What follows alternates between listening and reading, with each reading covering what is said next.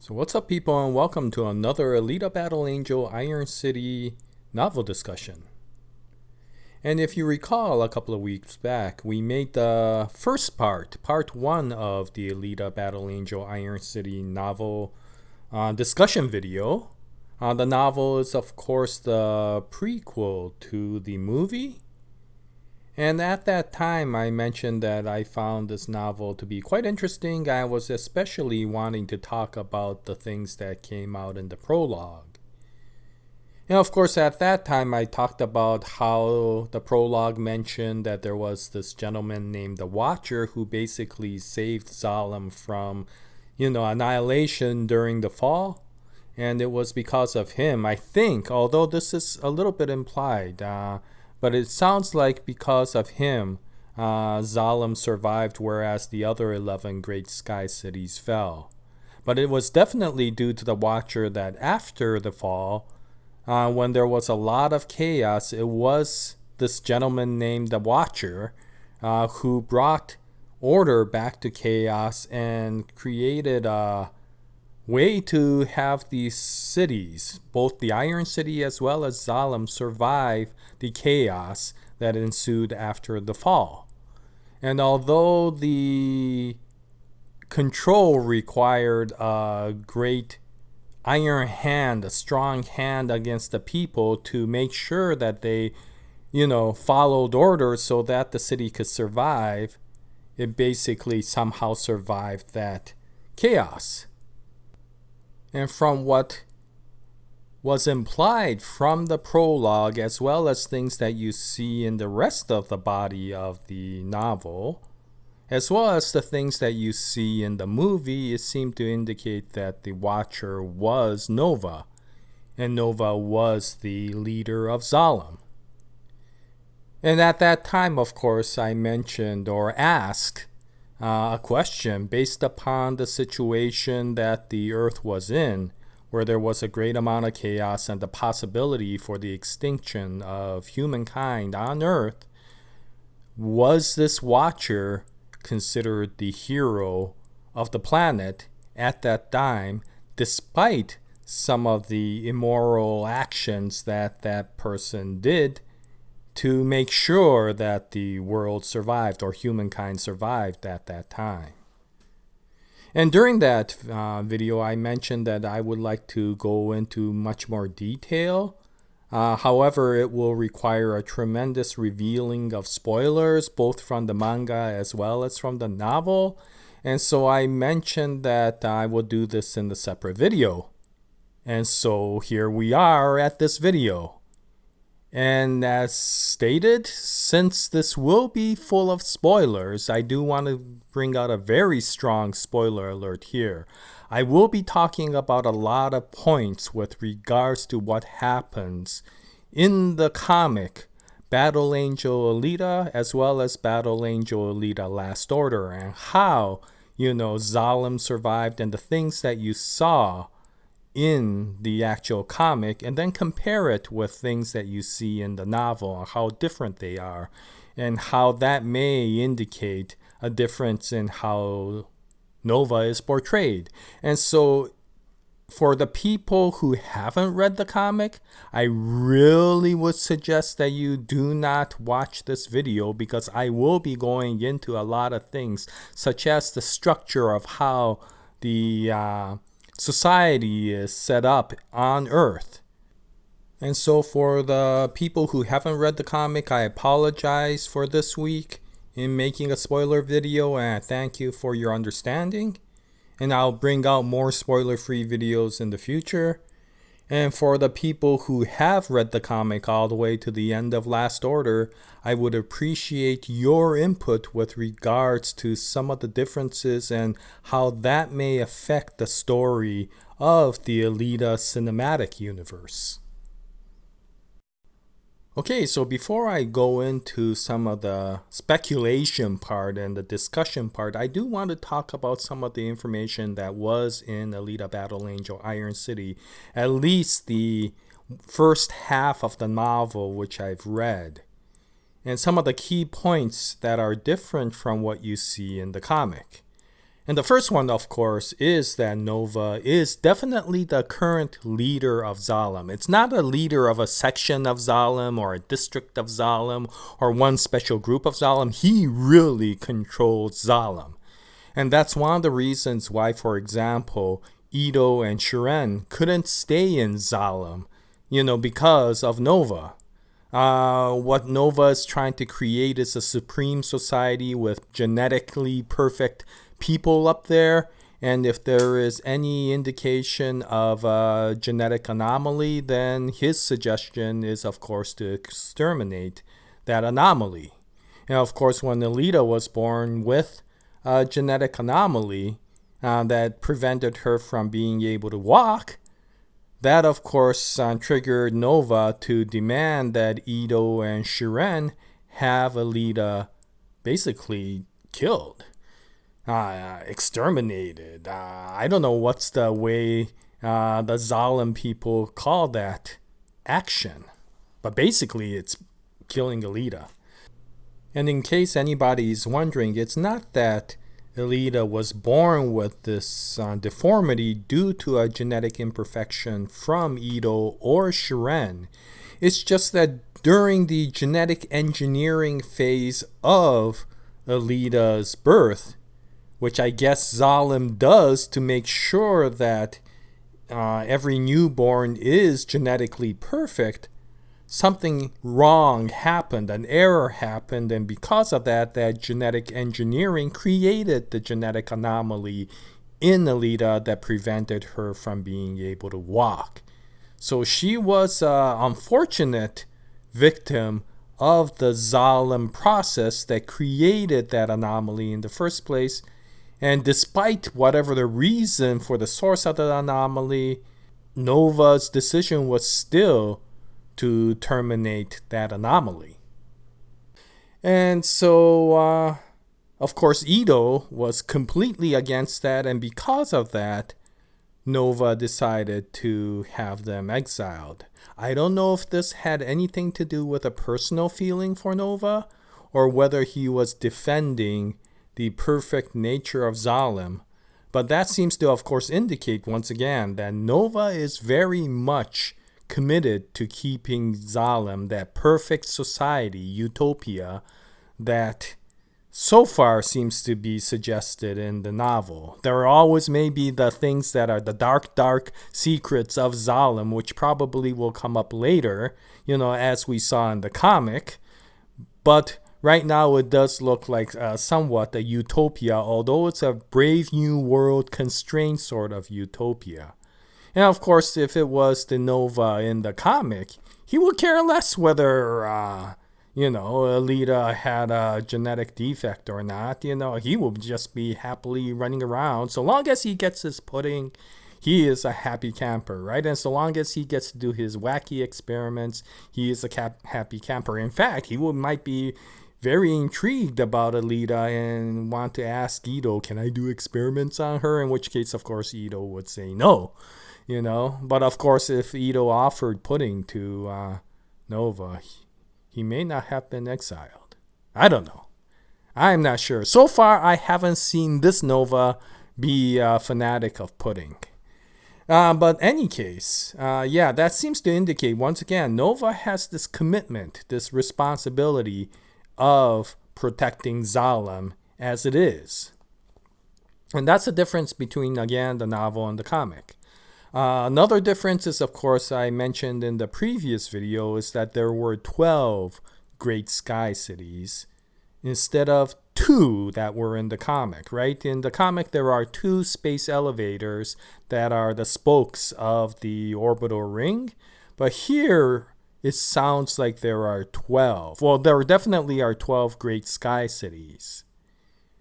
And what I don't know, and so far what hasn't been mentioned, is whether the cities come in pairs the way they do in the comic. So, of course, in the comic, the 2 spokes of the Great Orbital Ring is the Jerusalem Space Elevator and the Ziggurat Space Elevator. And of course, for the Jerusalem Space Elevator, it separates into 2 cities, the city of Zalem down on the ground, and the city of Jeru way up in space. And of course, for the ziggurat, it's the same way. And I can't remember. I think it's Zig, which is up in space, and Gurat, which is down on the ground. And I'm not sure if the comic ever mentioned whether that Great Sky City was still in existence or did it get annihilated.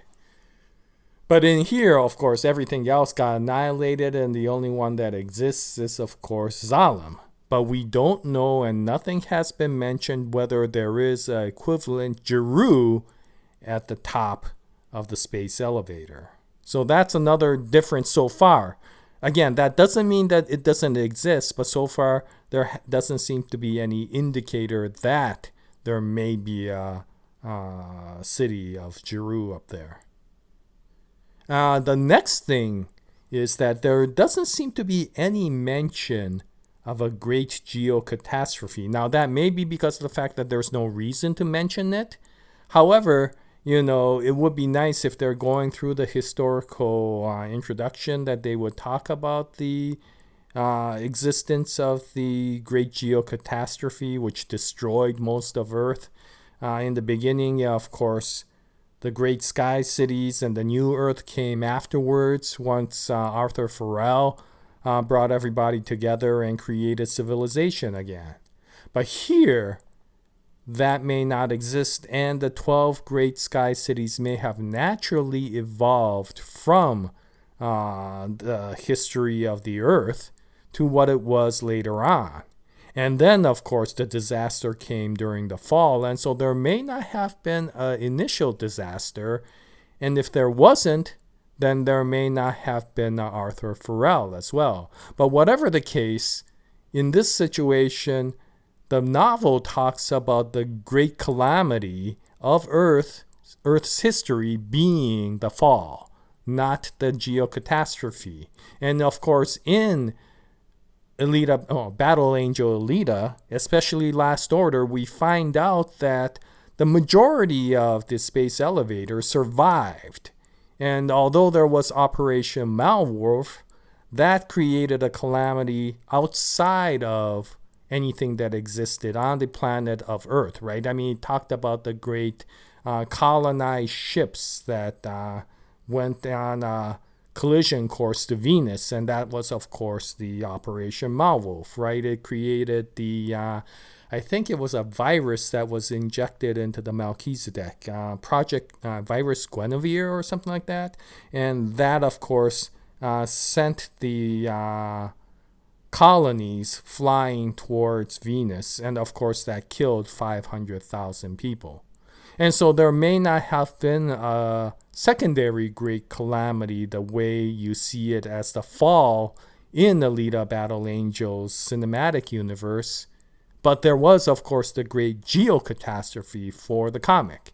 And so I'm not sure if, there's a shifting of the calamities from the Geo Catastrophe to something like the fall. And if that's the case, then, as mentioned before, since Nova is feeling like this gentleman who's trying to defend Zalem, he was the one that defended Zalem against the annihilation during the war from what it sounds like. And he's definitely the one that's currently trying to keep order in Zalem as well as Iron City through Zalem. And so, again, he has that persona that's much more similar to Arthur Farrell. And of course, as you recall in the comic of Last Order, Arthur Farrell also ruled with an iron hand. He had to create the civilization from chaos. There was a lot of opposition, and the only way he could prevent the opposition from creating chaos was to rule with an iron fist, which of course meant things like public executions and things like that. He was a ruthless, somewhat tyrannical dictator, and he felt that that was the only way he could bring Earth's civilization back. So from the novel, whenever I see Nova being mentioned in the novel, he's always talked about in the third-person perspective, such as through the eyes of Ido when he was still up in Zalem, or through the eyes of Vector, for example. Nova does sound like he is very much a dictator that's trying to preserve the perfection of Zalem. And again, that feels more like a persona of Arthur Farrell. And again, since it's committed towards the survival of Zalem rather than for a personal gain, that's why I felt that it felt more like Arthur Farrell rather than Trinidad Embody. Although you never know, maybe he is doing it for his own personal gain, in which case it would definitely be more like Trinidad Embody than it would be like Arthur Farrell. But in any case, it's definitely not Destinova that we know in the comic.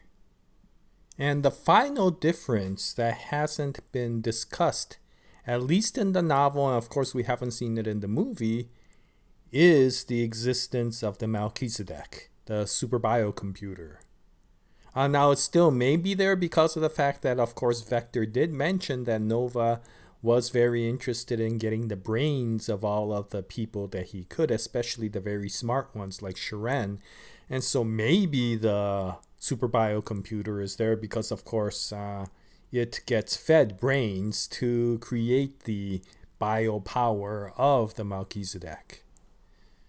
And so I'm not sure if it's there, and if it's not there, then of course we probably don't have a Merlin as well. But in any case, that's not known. And it doesn't mean that it doesn't exist, but it's still as a mystery.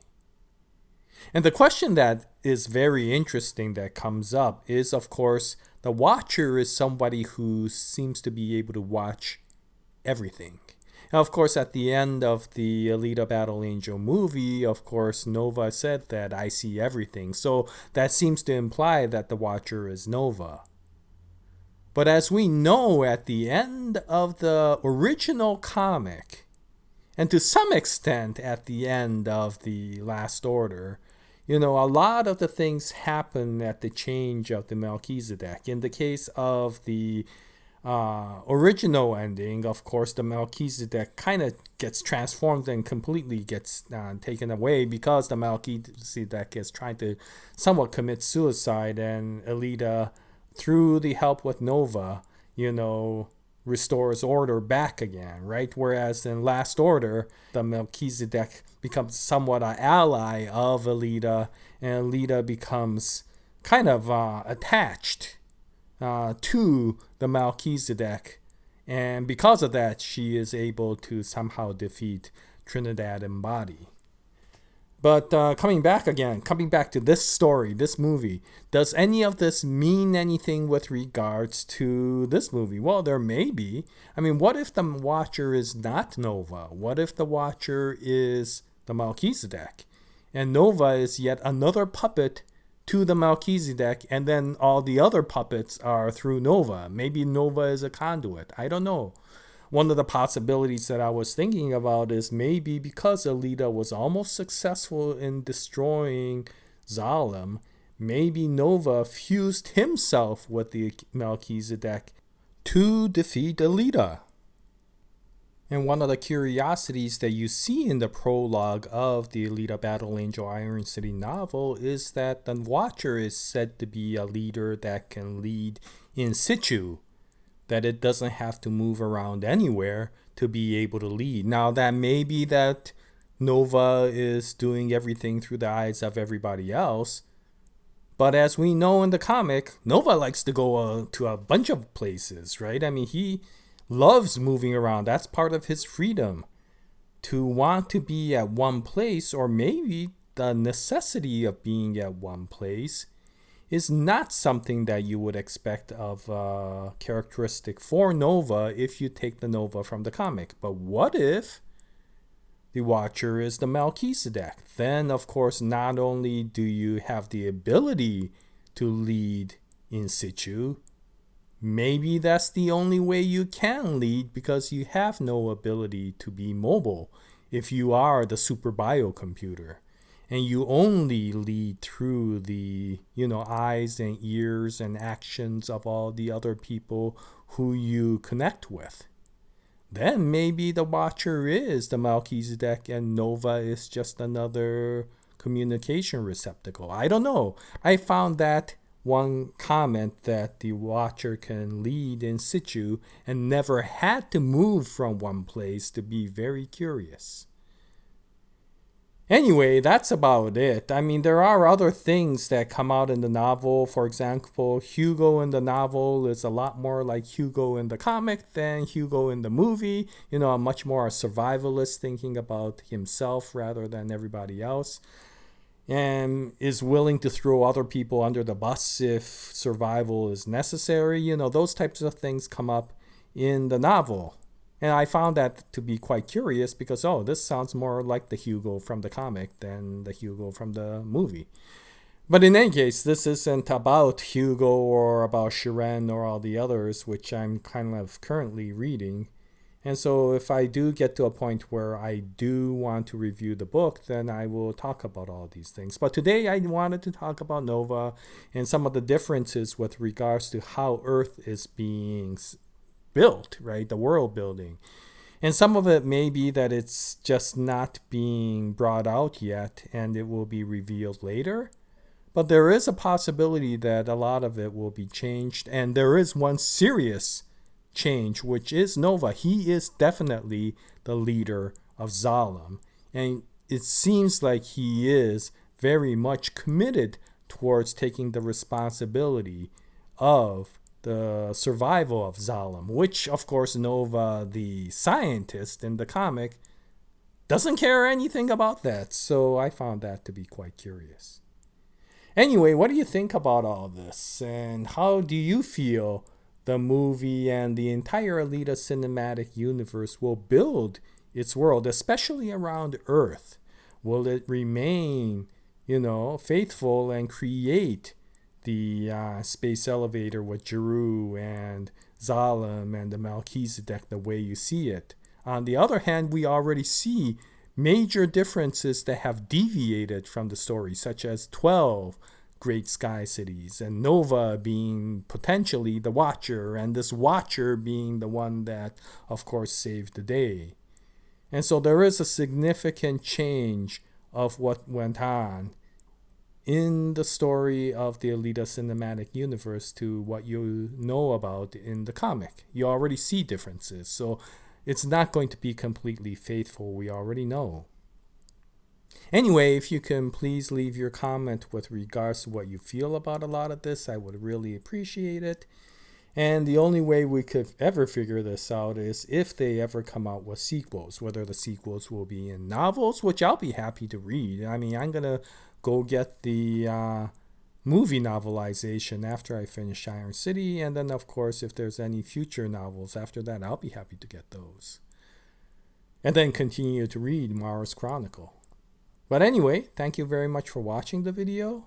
And hopefully we'll see sequels in movies rather than novels. And we may even see it in both. And until we hear from that, and until I bring out the next video, happy comic book reading, happy novel reading, happy movie watching. And as always, Jaya, nice day, everyone.